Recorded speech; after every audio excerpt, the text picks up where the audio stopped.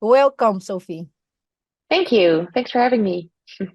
Sophie, it is a pleasure having you here. So, thank you for accepting my invitation. Can you share a bit about yourself? Yeah, of course. So my name is Sophie. As said, I just said I'm working in venture capital. I'm Dutch, and me and my fund are based here in Amsterdam. We invest in European startups and scale-ups. And I have a personal background in finance mostly. So I have a Master of Science in Finance, and I worked in private equity and strategy consulting before I started in the investment world. And I've been investing in European tech companies with this company for about 4 years now. So I've been talking to a lot of ambitious founders, entrepreneurs, and also working alongside them, which is very inspirational. Thank you for sharing a bit about yourself. The central question today is how can women contribute to the success of promising startups and startups? Before taking the step into investing in startups or startups, it is essential to understand the basics of investing. Also, exploring the fundamentals that each investor must know. So, Sophie, you have the background in finances. You have been working for years at venture capital. Can you tell me what are the fundamentals that each investor must understand? Yes, of course. And it's a very valid question. Investing is a very broad term. So you can invest in listed companies on the stock market. You can invest in baskets of companies via exchange traded funds, ETFs, or other investment funds. And you can invest in companies directly, which are mostly private companies, which is also what we do. So that means that we invest in one specific company and get shares in that company in return for our investment. And the cool thing about that is that you're very closely related to that specific company. So you specifically choose to invest in that company, in their technology, in their people. Meaning you can also add a lot of value potentially and talk to the team on a regular basis. But it also means that you're, of course, putting your eggs in one basket, so to say. So it's a lower level of diversification versus investing in a basket of listed companies or an exchange traded fund on the listed stock markets. Summarizing what you just mentioned, investing directly in company versus investing in funds. Well, Yeah, what Sophie means by that is when you are investing in funds, you are investing in a diversity of stocks or bonds. And with that, there is diversification, which lower the risk. So when yeah, investing in a startup, which means investing directly in a company, you are taking partly ownership with that company. Moreover, about that, I will create another video explaining exactly what investing in stocks or bond means. Moving along to startup investing, can you explain to our listeners the importance of investing in startups and scale-ups, and how is that different from traditional investing? to start with the first part, so the importance of investing in startups and scale ups. What is really interesting about these kinds of companies is that they're often working at the forefront of innovation. So they are building the technologies of the future to solve the biggest problems that we currently have in the world. And some are, of course, doing that more so than others. So some are really working on the most complex AI technology or new types of batteries and stuff like that. And some might have a little bit simpler solution in the shape of a software product or an e-commerce platform or something that might be a bit closer to home, but is still important to stimulate innovation. So I think that's also the most exciting part about this category, that the companies are doing something that's way more intriguing maybe than that a public company is doing, like a big corporate is doing. And the second part, why it can be a lot of fun, is because you specifically choose for a certain technology or a certain team, and you can specifically allocate time and effort to that specific investment, meaning that you can contribute a bit more than you can, for example, when you're investing in a bigger company. And I think that's also the interesting part of it. But of course, it also has a higher risk profile because, as you were saying before, the companies are very early stage. They're often still loss making, which is very different compared to publicly traded companies often, meaning that you should also be prepared to potentially lose some money there. And that is something that you should always keep in mind. With that, there are also risks. Can you specify what kind of risks those scale-ups go through and discuss some solutions to deal with those risks? What is important to understand is when you start a new business that you first have to build something, right? You have to develop a product or a service or set up a team before you can sell something to customers and make revenue out of that. So you often need an investment upfront to start developing that technology or start testing, start talking to people to see if they actually want to pay for your product or service. And that means that you need money before you can earn money, and therefore you require investment. And that also means that at the beginning, you are probably still making losses for a few years up until the point that your product or your service is selling well and your revenue can compensate for the cost that you have to make. But that means that inherently already explains the risk that this category has, because if in the end it turns out that your product cannot be successful or that there's not enough appetite to buy your product or service, then it can mean that you can never repay, your investors can never repay the cost that you made. And then it could mean that the company can go bankrupt in the end. So it's very important that from the beginning onwards, you are always asking the right questions before you invest in a company. Do they already have any proof points that that product or service is going to be successful? How far ahead is the technology? Like, do they still have to build everything, or do they already have a prototype, etc.? Just to understand what the risk is, and then you can also judge for yourself if you are willing to take on those kinds of risks. And to your second part, how to mitigate it, so I think it's firstly making sure that you do your own research and really have a solid understanding of what the company is trying to build. And there is a way to diversify, as you rightly mentioned before. So on one end, you can decide to invest in a basket of startups, or maybe select 5 or 10 startups to diversify the risk, because you hope that at least one of those is going to be successful in the end, and then you can compensate the investment in the others. Or what I really like as well is to team up. So don't invest in one company by yourself, but maybe find people that also are interested in investing in startups, so that you can at least spread the risk with a group of people and also use the expertise and knowledge of a bigger group of people to make sure that it's actually a good investment. So before you decide to invest, one of the risks is that the company might not be profitable as they forecasted. So can you take us step by step to that due diligence process that investors go through before they decide to invest? First of all, it's important to understand that the extent to which due diligence is possible also is related to the age of the company.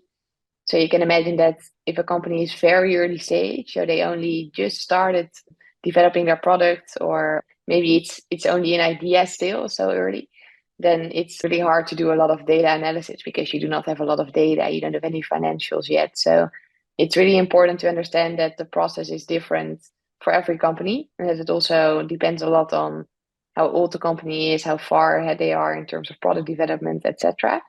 But it consists of a few work streams or building blocks. So the team is a really important one in an early stage company.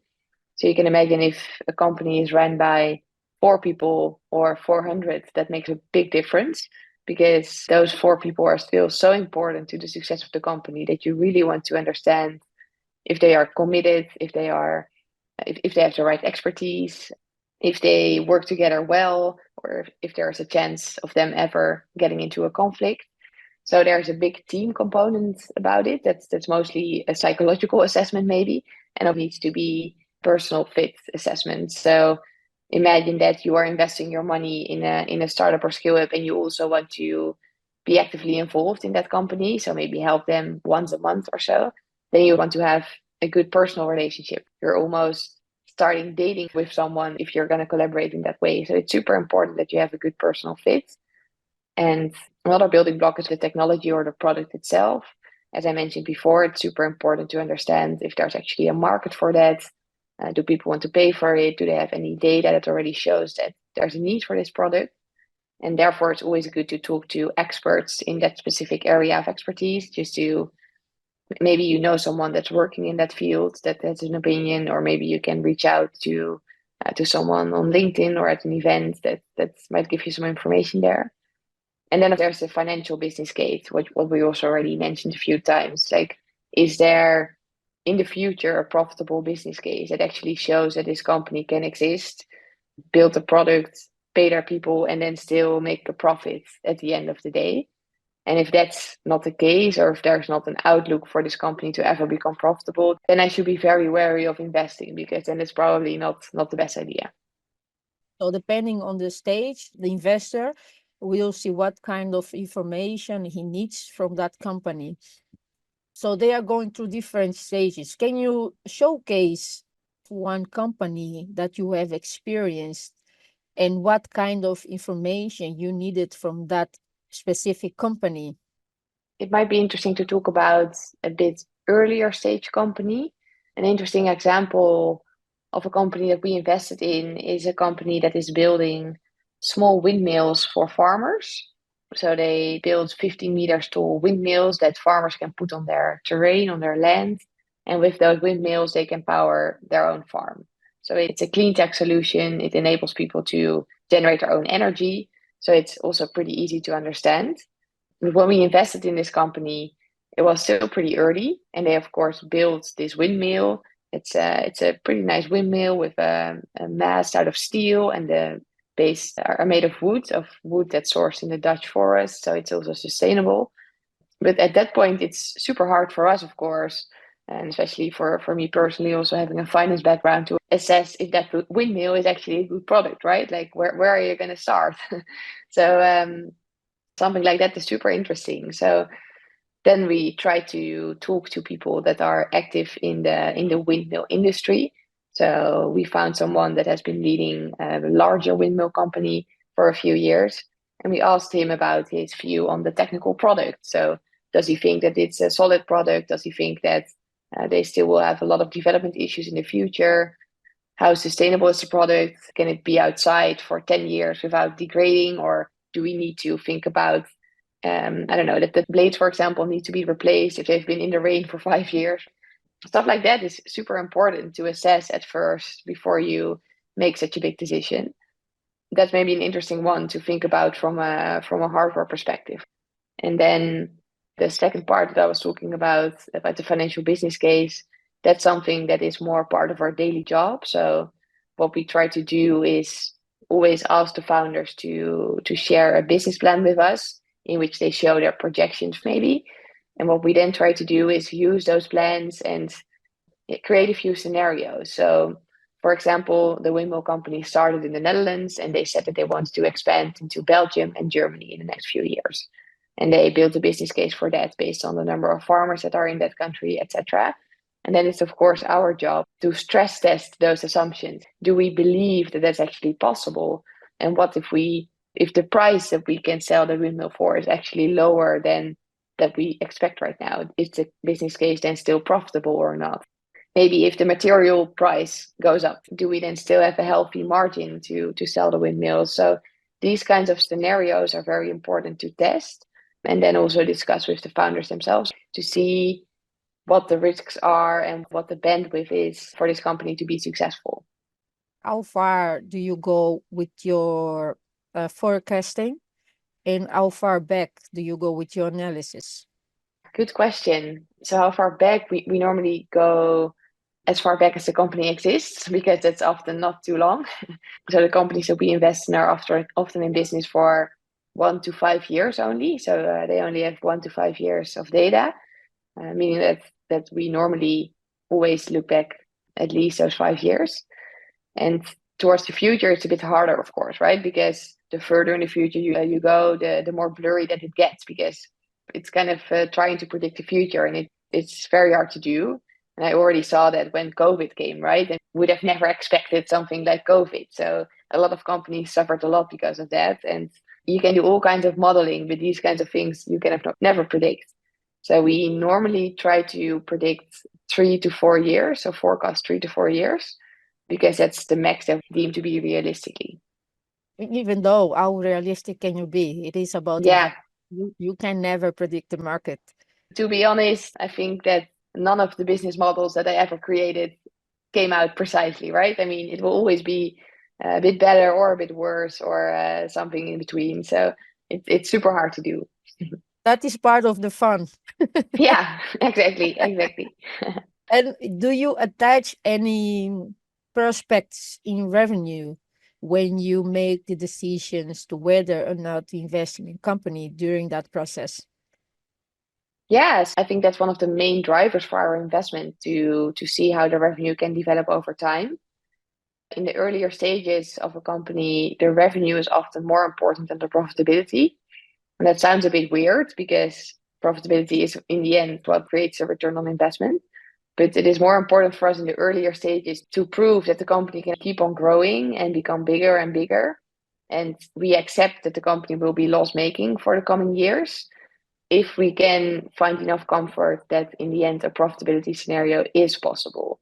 But that doesn't have to be the case within the first few years, because then growth is more important than profitability. And that sounds a bit counterintuitive. And for some people, that might feel very risky. But in the end, we believe that capturing market share faster and becoming a bigger company in the earlier days is the key to becoming more profitable in the end. Interestingly enough, we do focus most on revenue and less so on profitability in the beginning. And how do you measure the losses then during that period? It's interesting to think about because the money that you invest in the beginning is mostly to kind of compensate for the losses that will be made in the coming years. Because what we discussed before, you need to front load a lot of costs. So you need to invest in your product, invest in your team, invest in marketing, while you do not have a lot of revenue yet. So you're actually subsidizing the losses of these companies in the early days. That's the model of investing in startups. And it's still super important to monitor, right? So it's not that we give a company 1 million and we're like, you can just spend it on whatever you like. They need to have a decent plan, and we're monitoring on a monthly basis what did they spend it on.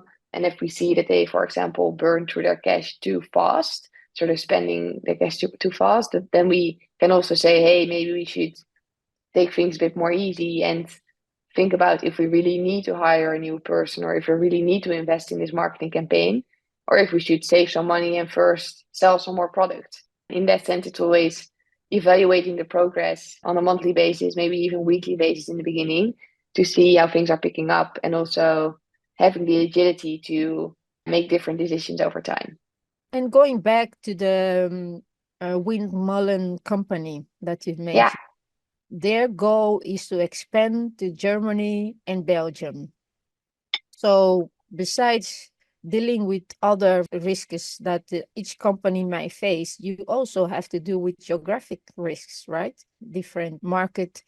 So how yeah. do you navigate that? Yeah, Consider. that's a very valid question. And especially in that specific windmill case, you can imagine that you need a permit to have a windmill installed on your land, right? Because it's also affecting your neighbors, for example, and it's very visible in every country. And maybe already even in the Netherlands, the permit process is very different per municipality or per province. So it's super interesting to analyze that. And you need to have a lot of knowledge to do that well, that you do not expand into a new country and then find out that the legal rules or government regulation is super different somewhere else. So that's very important to decent assessment on upfront. So what we normally do is indeed first, again, build the business case for that expansion, and also talk to people in the local ecosystem to understand what the regulation is about, what trends do they have, or are there maybe already local competitors active in that specific market that we do not know about yet? And if there are, do we still stand a chance, or do they already own the biggest part of the market? Because then you can maybe better choose another country. And what is very important is that when you start expanding, to also hire local people. So people that come from that geography, that speak the language fluently, but that also understand the specific traits of that country. As you were saying, like the specifics that can be very different from country to country. Even within Europe, there's so much difference in each country. That's very important to have the local expertise and also have local people on board. So getting acquainted with the local law, Yeah, how long before starting implementing you do all that?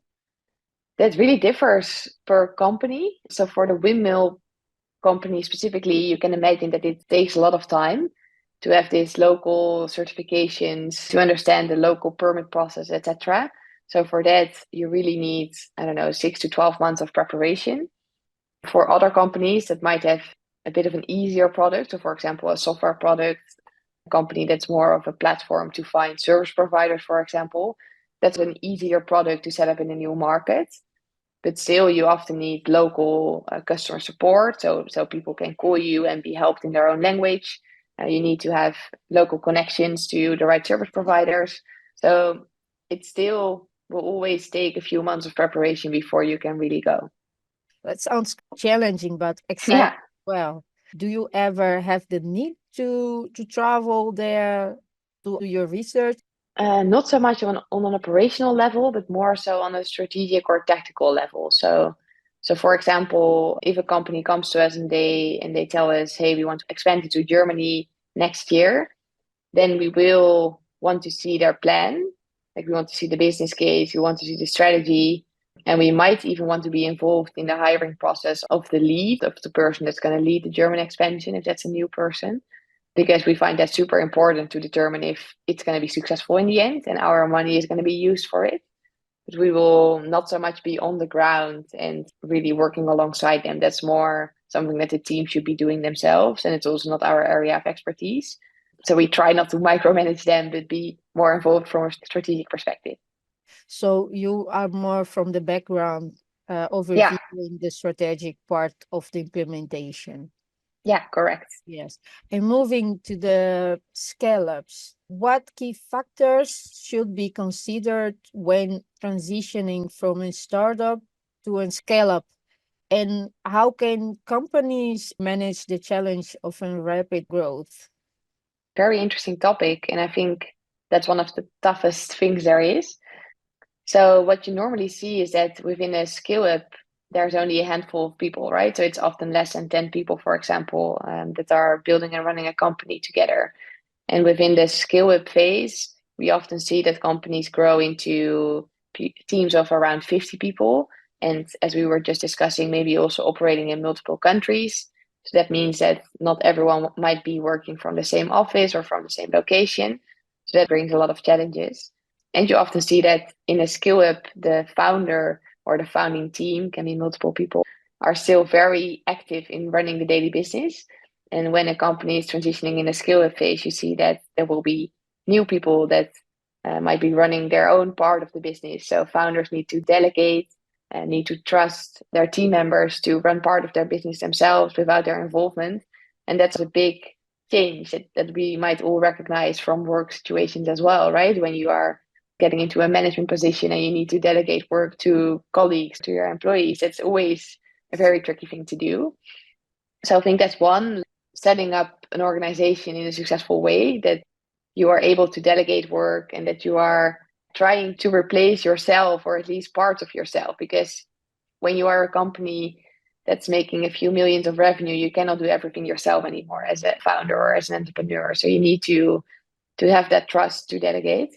And secondly, in the end, you need clearer processes, clearer role profiles, who can decide about what's the mandate of an employee, to make sure that there's solid communication and decision making, which is very easy to do when you're still 5 people, because you can easily just get into a room and decide on everything with the 5 of you. But when you grow into like 50 people, you need to have clear communication, clear processes, and there's a lot more at stake. You can all decide on something with 50 people. That's super inefficient. So it's mostly a people thing and a change management thing in the end to do that successfully.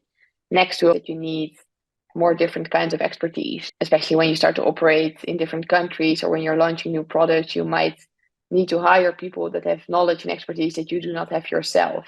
And that can also be uncomfortable because it's hard for you to assess the quality of those people. But that again is something that you should go through as a manager or as a founder and find the trust there.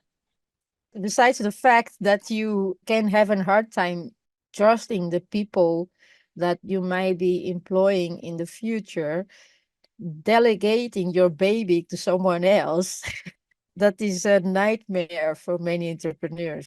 That's one of the Entrepreneurs, hardest things to do. yeah, Yeah, I mean, you have worked so hard to get to the place where you are, and usually it requires a mindset shift going through that process. Also, very emotional process. So, from your experience, how do the business owners navigate that process? that's a very interesting question. And I also think there's not one answer for it that applies to everyone because some people are naturally better managers than others, and some might also be more comfortable with delegating than others. So it really differs. And it also really depends on the type of business. A business that is building a tangible product for which you need a lot of technical expertise can be different again than a services business that is maybe a bit more general and also means that you can attract a broader type of people. It's of course a change management process. And we also tend to work together with organizational sociologists and people that are knowledge about organizational change to help founders in this process because they need to develop that trait themselves. In the end, experience also is a differentiator. So if it's a founder that has built a business before already, or maybe has held management positions in companies already a few times before, those people already have some experience in going through this process and doing this, and maybe have some more natural trust in people. But founders that are a bit younger and might be having founded the company for the first time, so this is the first time that they're doing this, and they might be in their late 20s or early 30s, they don't have a lot of management expertise. So they need more guidance in this process, and they need to hire maybe even more senior people to compensate for their own experience. And how important is for you as investors to navigate that with the business owner? I think it's one of the most important things actually, and it's also one of the things that we try to test very early on in the process to find out if a founder is coachable or if they are open to feedback.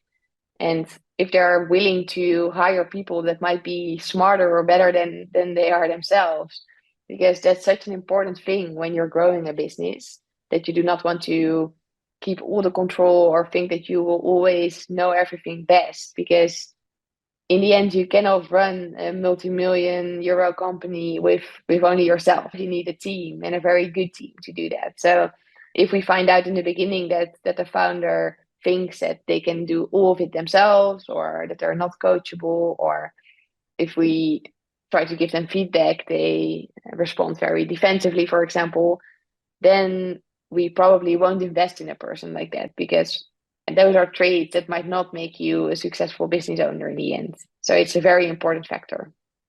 So, for our listeners, for investors, also for entrepreneurs who are seeking for investors, it is important to be open minded, to be open for feedback from potential investors, because it is part of the decision making factor.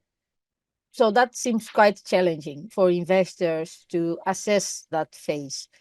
How do scale-ups balance the need for innovation with the pressure of scaling operation? And what strategies can they use to maintain competitive edge in the fast-growing market? Very important question, and that's maybe even the key to building a successful business. My main advice is always focus. So especially in the earlier years, it's so important to focus on one thing and make sure that you dedicate time and resources to doing one thing very well instead of 10 things less well. And that's often something that we see go wrong, because in the beginning And that's also the best founder trait there is, right? Everyone is super opportunistic and they see opportunities everywhere. And they might get feedback from their first customers that they should also build X or Y, or maybe expand their product or service with something else. And there are so many things that they can work on and focus on. But if you try to do everything, you can never build a successful business. So the key for me is always to, at least in the beginning, test and find out what product or what service is actually going to work, that customers want to pay for that product or service. And if you have that validation, really focus on that specific thing. And then when you are a few years in and you already have some revenue coming out of that product or service, you can think about launching an additional product or service, or maybe expanding into new countries. But do not try to do everything at the same time, because it's going to cost so much energy and so much money. And it's very hard to also organize your people around it, because there are not a lot of people that can do everything. So focus is really the key word for me. So focus is key. When talking about investing in startups or scale-ups, not each investment might be interesting for each investor.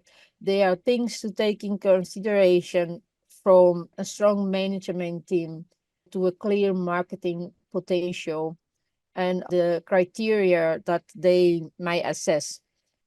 Moving to diversity in female leaders.